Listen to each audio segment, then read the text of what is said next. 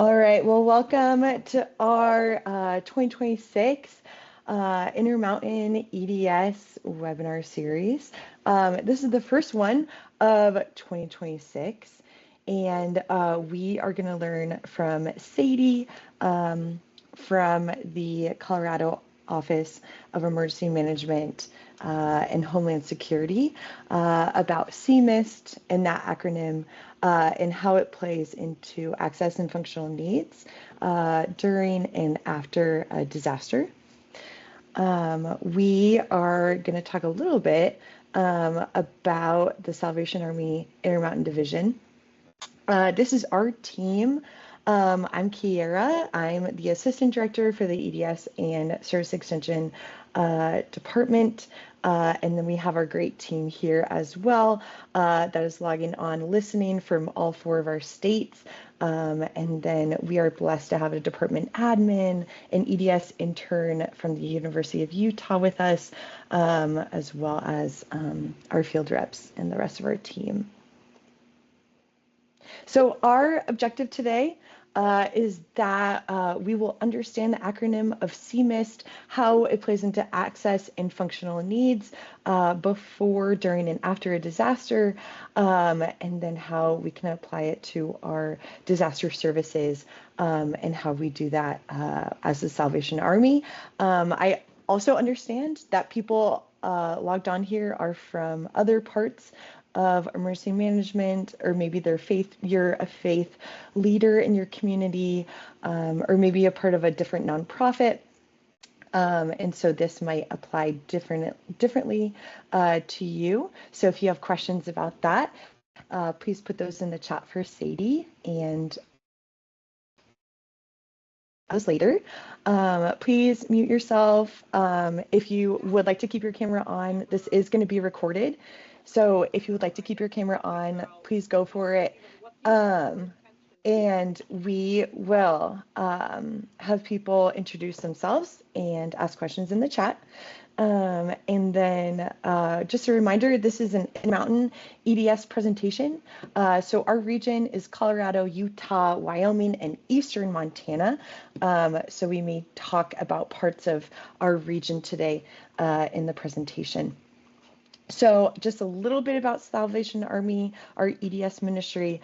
It's been in place since the 1900s to serve and assist survivors and first responders facing emergencies and disasters. And we are an organization with an EDS ministry with some of these services we provide in that ministry are here on the screen. This is kind of the menu of things that we show our partners and our emergency manager friends. And we'll talk about this in future webinars as well. So a little teaser for that. And then we are involved in each phase of the disaster cycle, and Sadie will touch on some of these parts of that disaster cycle as well in her presentation. So I'm going to put her contact information actually in the chat, just so that we all have that. And then we're going to get going into her presentation. I would love to just introduce her. So Sadie Martinez is with Colorado Emergency Management and Homeland Security Department. And she is the Access and Functional Needs Supervisor. And she supports state agencies and jurisdictions in developing inclusive whole community emergency operation plans, and is a subject matter expert in these areas, and shares that with other leaders in the U.S. as well. She applies the CMIST framework to help agencies and local jurisdictions in so many diverse communities.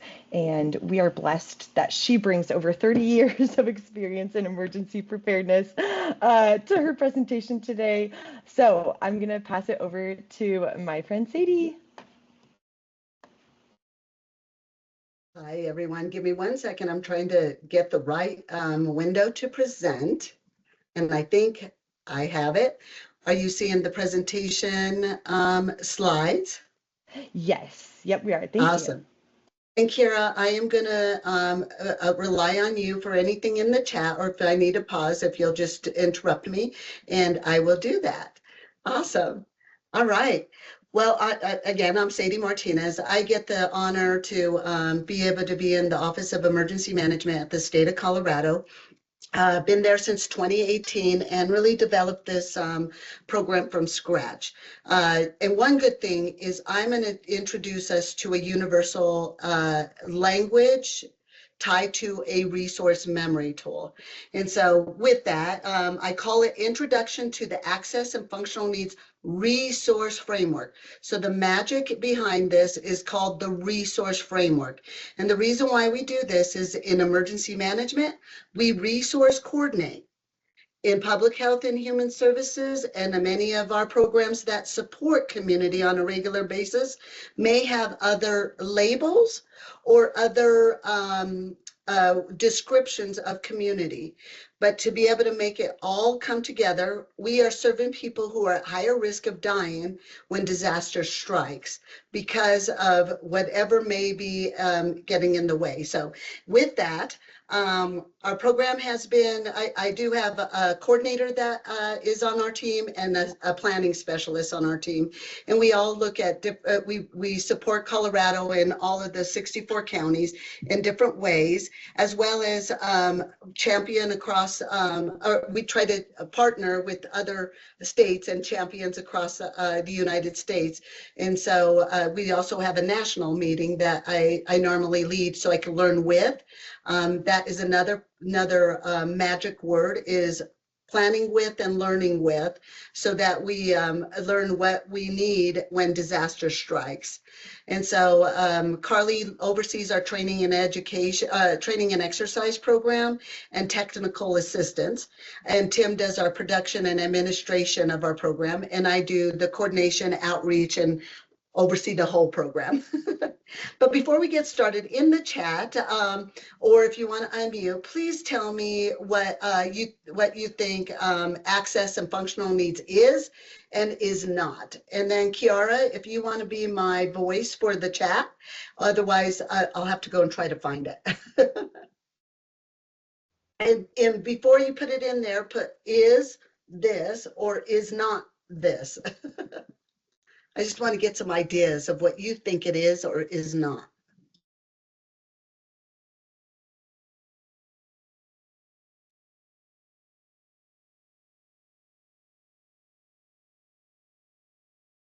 There's no wrong answer also, so I'm asking you to be a little vulnerable.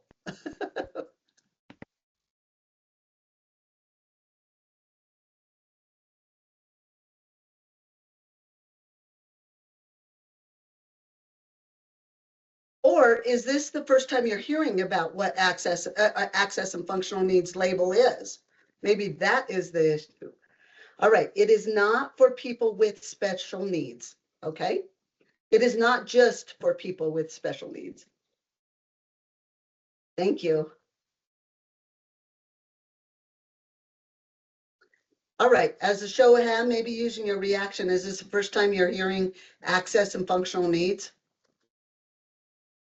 All right, a few yeses, Oh, okay, then that would explain why you would not know what it is or is not. So thank you for sharing that. Yeah, Jeff would like to speak. Go ahead, Jeff.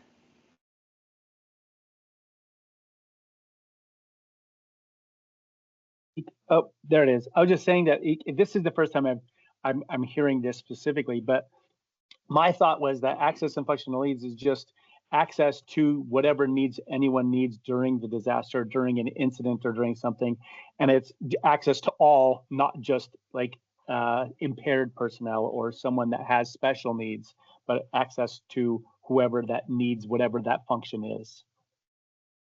Thank you. Awesome. Well, yay. Thank you all for getting a little scratchy with me. I call that scratchy when I'm asking you to speak up and then you're not even sure what the topic is about. And so, and what I mean by that is, you know how you have a scratchy sweater? You love it, but it's scratchy. Makes you itchy. Awesome. All right. Well, what I do also want to, we are going to go on and I am going to introduce you to it. And thank you all because you'll see how you were aligned with your answers there. But I always do a call to action. So as part of this training, I would, or this presentation, I would like for you to think about maybe something as you walk away that you may want to start or stop, continue or change in the work you're doing. And then at least identify 3 things you may have learned from this presentation, 2 ways you're going to apply what you learn, and 1 way you're going to share what you learn. So for my emergency managers or those who support in emergency management, what you're going to walk away is making a plan. Whatever you write down on there is you're making a plan. Then when you take it back and you're going to apply those actions, you're going to be working that plan. And then you're going to continuously improve that plan by making sure this becomes the next normal in the work that you're doing. And then we always ask you to share what you are learning as well, and be able to be a force multiplier of what we're doing here. All righty. Okay, but before we get started, we're now going to ask you to use the reaction button or the chat, but we're going to play a little tiny game. So I'm going to ask you these questions, and if the answer is yes, please put it in the chat. If the answer is no, you could put a thumbs down or thumbs down for a no and a thumbs up for yes, or you could put yes or no in the chat, or you could just answer if it's yes. So I'm looking for data at real time when I ask you these questions. All right, so the first set of questions are, have you ever been unable to hear an announcement due to too much noise? Have you ever been left out of an important discussion or email or message, or needed to use your cell phone in an area with no coverage? So give me some thumbs up if this has happened to you.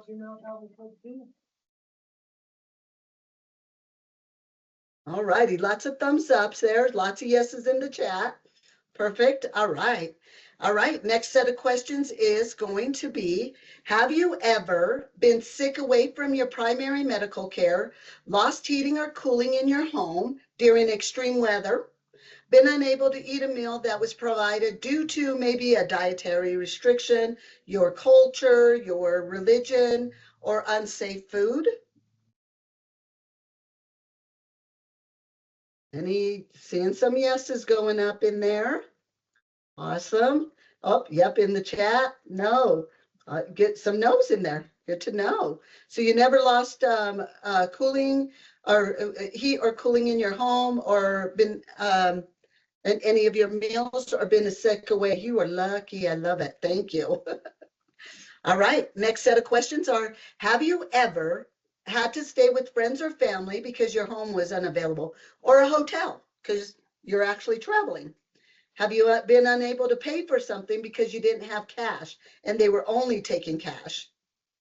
Or been asked to help with a task because you were unable to complete it alone? So normally that's because I'm a little bit shorter in stature and I need somebody to help me get the stuff at the higher shelf. Any thumbs up? Yeses in there? Some okay, some yays. No and no and yes. I love it, George. Yay. And these were the questions I asked. Oh, I forgot to do that. That's probably where you're not answering me there. All right, next set of questions are tied to, have you ever had children or siblings or parents to care for? Have you ever owned pets, large animals, or livestock? Have you ever needed assistance from maybe 911, law enforcement, or fire authorities? Some yeses going up. Nice. All right. Thank you. Yay. Okay. All right. Our next set of questions. Have you ever had to rely on somebody else for a ride? Or have you ever experienced a road closure on the way to your destination? Have you ever needed to have items delivered to your home because you were unable to pick them up?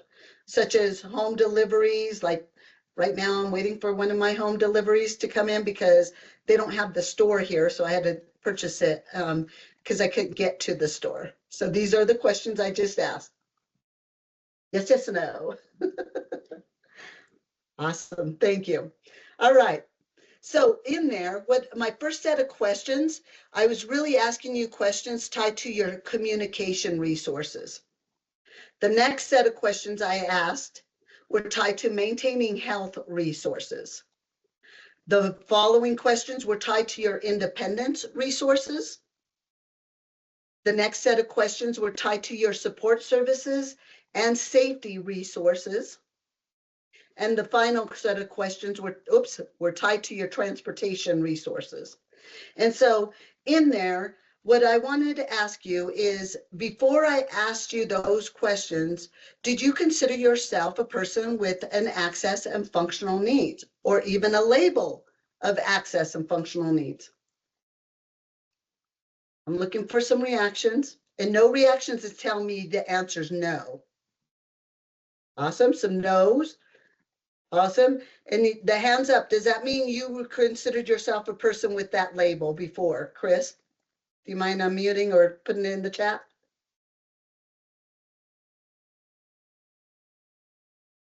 No, awesome. Okay, that's what I thought, but I just wanted to make sure.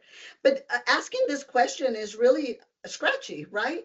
I'm asking you to self-identify as a label that you may or may not identify as.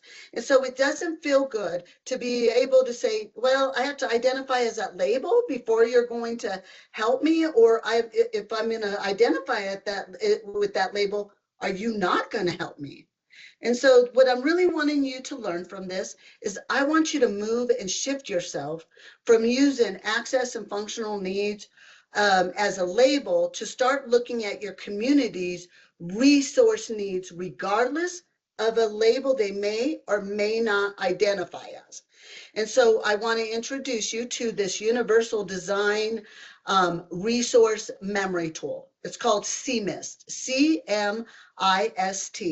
It stands for your communication resources, maintaining health resources, your independence resources, support services, safety, and transportation resources. And the reason why we want you to look at that is because emergency managers really work hard to resource coordinate. If you tell me I have 500 people who are AFN or a disability or vulnerable population or special needs or any other title, I don't know what resource you actually need. And that could be the difference between saving life and also that death happening. And so when we're looking at communication, we're looking at, like, maybe we need access to Wi-Fi, computer, signage, emergency alerts. Maintaining health may be culturally appropriate food, water, shelter, infant feeding resources, right? If we have infant feeding resources needs, normally those resources are left behind, or we don't know where to find them. And so that's when we're looking at maintaining health resources. Support service, or I'm sorry, independence resources could be tied to CMS or T, but a lot of times it's just, what do I need just to be able to keep functioning? Sometimes it's tied to my glasses or my contacts so I can see the information that's out there. And maybe just tied to, I need cash, but all of my money is electronic. Or maybe I just need enough cash for my vehicle to be able to evacuate. That's the only resource I need, is that independence resource. And a lot of you in Salvation Army, that's what you do on a regular basis. So when a disaster strikes, you may be the resource that the individual may need at that time. Support services are anything that are tied to who is relying on you for support and safety, or you relying on for support services and safety, such as child care. It may be also your parental, that you have parents that are in memory care or in receiving other kind of support services on a regular basis. Safety resources may be tied to those who may be experiencing domestic violence, may need to be protected because you're at higher risk of being exploited, such as children and older adults. Those kind of safety resources besides 911 and all of those emergency first responder resources. And then transportation could be tied to public transportation, owning a car or not owning a car, but you rely on others for transportation. And so that's what we mean on transportation resources. And as an emergency manager, when I know what the actual resource need is, I'm able to get it to my logistics partners and operations inside the Emergency Operations Center to start resource coordinated. A lot of you in volunteer organizations active in disasters do this on a regular basis when there is no disaster. So when a disaster happens, we're able to come to you to be able to be that resource gap filler tied to somebody's disrupted resource from CMIST in there. And then another reason why we do that is because really when we look at some of the labels that are out there, such as a person with a disability, many people who have disabilities don't identify as a person with a disability. Only about 1 in 4 or 1 in 5 across communities will self-identify as a person with a disability. But those who may use a CPAP machine and rely on it for life safety when they're sleeping, maybe those who rely on, or who have diabetes and rely on their medication or the foods they need to make sure they keep their blood sugars in account, may or may not identify as a person with a disability. Those who have asthma, those are some of the examples that I've heard in the past that do not identify as a person with a disability, but need access to life-saving resources for their medication that they take to make sure their blood pressure is in a line, and if they don't have it, could cause cascading effects even up to death. And if they don't have that resource, maybe refrigeration for their medication, maybe they just need backup power for their CPAP machine. So different resources that will be able to help us in emergency management know what we need to resource coordinate when a bad day happens. And so with that, we also, not our job in emergency management to fix it, but we need to be aware of it, is chronic issues or influencers that happen in our communities that we just need to be aware of it. We need to work through community connectors, especially when trust is at jeopardy because the community doesn't trust in the policies of the community, or they don't trust in the power of the community or beliefs of the community. So they're not going to ask or be part of your planning table, but there is liaisons or community connectors that can still get the information to and from those community members that may not trust in government or whatever is happening in that community. And so, like in some of those areas in Colorado, for instance, don't trust in like the Front Range or the metro areas. They even call it the greater state of Denver because they think that everybody has to do things the way that they do it in Denver. So we have to make sure that what we're doing when we're meeting community is specific to our community. So there's where trust could be involved in there. Economics, we look at maybe some of the people who are experiencing financial barriers to resources, such as like people who live in lower income communities. Also emergency management programs that have lower or minimal budgets that need to just be transparent with their community. We are not going to be able to help with evacuation. Please rely on your backup plan, which is neighbor helping neighbor, or borrowing a vehicle in order to evacuate, or asking your neighbor, if you use public transportation, to be able to take you with them, even if it means leaving behind a resource such as your wheelchair, because you're at higher risk of dying because the fire is in your area. I need to use that backup plan. But being able to know that your Office of Emergency Management is not capable of that, and being transparent with your community is going to help us when we're looking at those chronic issues of economic barriers. When we look at isolation, isolation is socially, geographically, and culturally. Culturally may be tied to your religion, ethnicity, maybe even like those who are sometimes not welcome because they're chemically dispensing, or I'm sorry, they're chemical dependent, or they may be experiencing homelessness, and so we don't know how to serve them on a disaster or the last hope of getting resources. So we need to work through a liaison. Socially, maybe tied to older adults, maybe those who identify as LGBTQ+, maybe those seeking asylum, or maybe those who are new Americans, seasonal workers, and even our student population. They are normally isolated from knowing where those resources are and how to get them. And then capacity. Capacity is the limitation of people, place, or thing resources. So we're going to do water dispensing, but we're only going to put it in this place that people who don't own a car can't get to. So that is an example of capacity and being able to know that people are not going to get access to that if we don't have a plan on how to get it to them when they don't own that resource to get to the place that the resources are being dispensed. And then housing, it's more than just those experiencing homelessness. It's those who are passing through, those who are renters, maybe those who are underinsured, those with not permanent housing because of nomadic lifestyles, visitors, college students, seasonal workers, or even it also includes higher risk structures such as older homes or mobile homes, and then also communities that may or may not have shelter facilities that are able to be temporarily accessible for people who need wheelchair or mobility needs, or even maybe be tied to their disability to be able to read signs or hear information in there.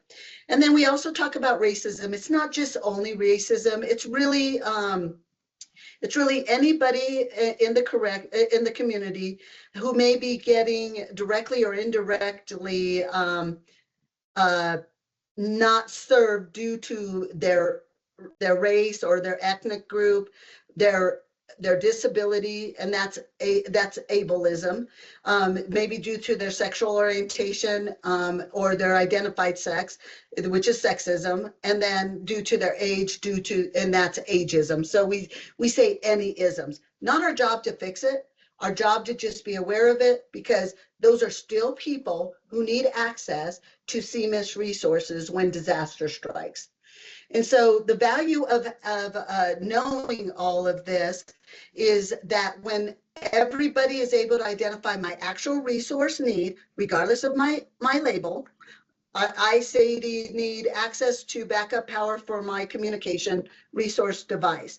I also need access to Wi-Fi in order to function and be able to reduce my stress so I could increase my functioning to get through this disaster. That's the resource I need. And being able to identify that. And I mean, if everybody is able to identify their CMIS resource need, then anybody would be able to speak up. You are going to become anybody's after this training to be able to speak up, to identify, hey, this community's communication resource needs are these information in these languages, and also to reach people who use ASL and those who need verbal communication because they're blind, and tie it all into that MIST area as well. And then when they have somebody, like I am charged to be an access and functional needs officer in the Emergency Operations Center, to be able to coordinate across all lifelines, as well as all of the emergency support functions when disasters are striking, so that we are able to resource coordinate quicker, so nobody is left behind. So we call this the everybody, anybody, somebody, and nobody, but we can't do it alone. Emergency management cannot do it alone, especially in rural and frontier areas. So we have to universally design CMIS resource disruption to be able to meet our frontier and rural communities, so that any of those bigger cities or more affluent programs are able to replicate that in their area when we're reaching the whole community. And when we do this, we start moving beyond, hey, we're doing it to not get sued in here. And we start looking at, all right, let's get aware of what is the need of our community. We want to have an understanding and know why we're doing this, right? And help our community members understand that. You as emergency management, you as a stakeholder, you as a partner, you as a volunteer organization in a disaster, or you who serves the community on a regular basis. And that becomes your engagement, right? We're all in this because we're a bunch of good people doing good things. And so we just need to learn what we don't know because we don't know. And that starts moving towards your positive perception.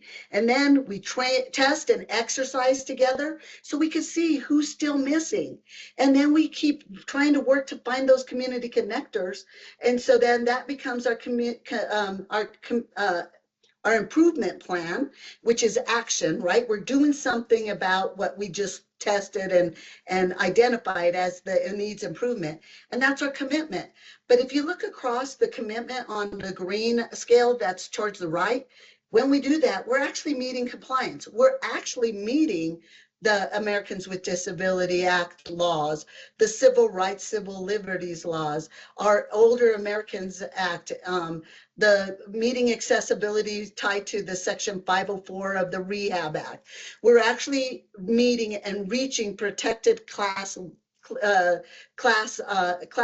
in our citizens, and we're also, when we see missed it and we don't ask that, we're still meeting our community needs of any community member that's in there that may or may not identify as a citizen.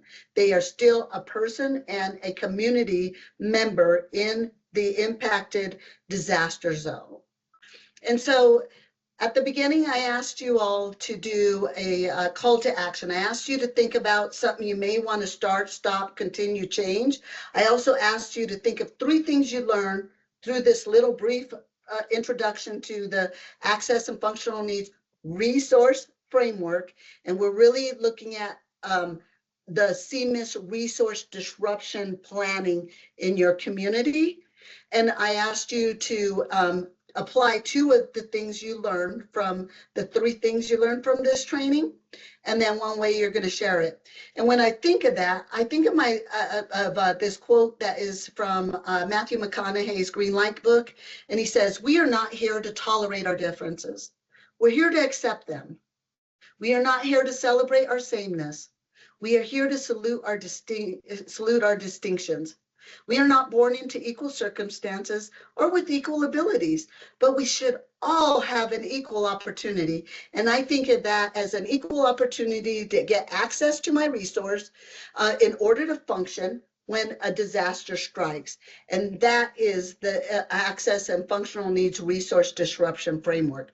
We all need access to resources in order to function when disaster strikes. Also before and after. However, we are talking about getting prepared for that in there.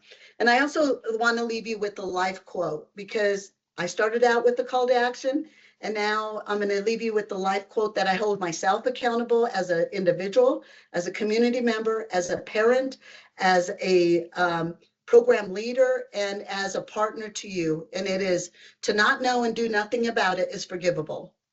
To know and do something about it is admirable. You all are doing stuff out there, but to know and do nothing about it is unforgivable. And so what I call this is a call to action, and go do something about it. And with that, I am now open for questions, and I will put that quote into the chat if it's helpful to you. These are our contact information and a little bit more information. We have some recordings if you want to be able to do this as a training. That's what this bit.ly/co CMIST 4000 prereq is. And so just in case that is helpful. And then I'm putting that into the chat. I'm going to stop presenting, and I am ready for your questions. Thank you so much, Sadie. Our first question was from Phil. He was asking if they are allowed to get a copy of that presentation or not, or maybe it's on your website. I'll get it. I'll send you one where you could send it out to everybody. Yeah. Yep. We're all about force multiplying. Now, I will let you know, I do work with other partners. I really want you to look at CMIST as a resource disruption framework. What I'm seeing at sometimes some of my colleagues start thinking it's compliance. It is not compliance. These are the how-tos tied to the must-dos of meeting compliance. So if you're looking at your CMIS resource profile in your community, you're going to be reaching whole community at that time.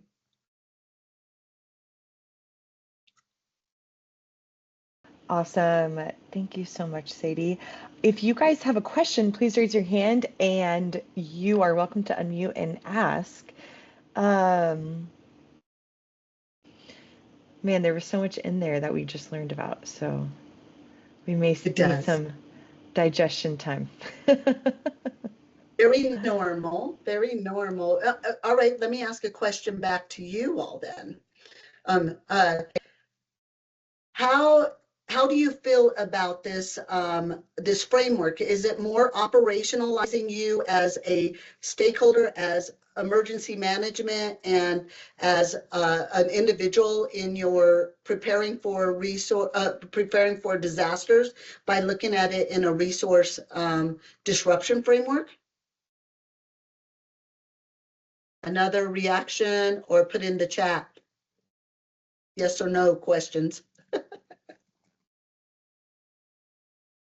Or is this blurry still? Yes, thank you, George.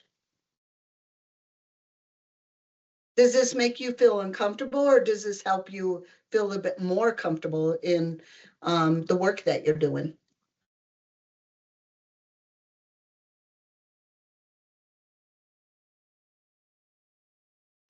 Thank you. Yay. And if you have any questions you want to, and you know, I just gave you a big O elephant. So you see that little in my corner, I have CMIST in a puzzle piece right there. What that means is that we're all a piece of the puzzle when we're trying to reach whole community. Now, I just gave you an elephant because CMIST is a big elephant. And we ask you to eat away at it like you eat an elephant, one bite at a time. And you eat it and you make it the next normal. It becomes your next normal. And then you keep eating away at it. Before you know it, the normal is going to be that we are all doing our part. It's not just only emergency management job to prepare for disasters. It is all of our jobs. We are here to be a partner with emergency management and emergency management with us. Yay. And if I get the PDF real quick before we hop off, I'll put it in the chat. If we don't, I'll be sending it to you, Kira, and you can send it out, and you can do it both ways if you like. Yes. I would love to send out your start-stop PDFs as well, so that they can have those for future reference. And then, yeah, I don't think we have any more questions. I'm going to go ahead and stop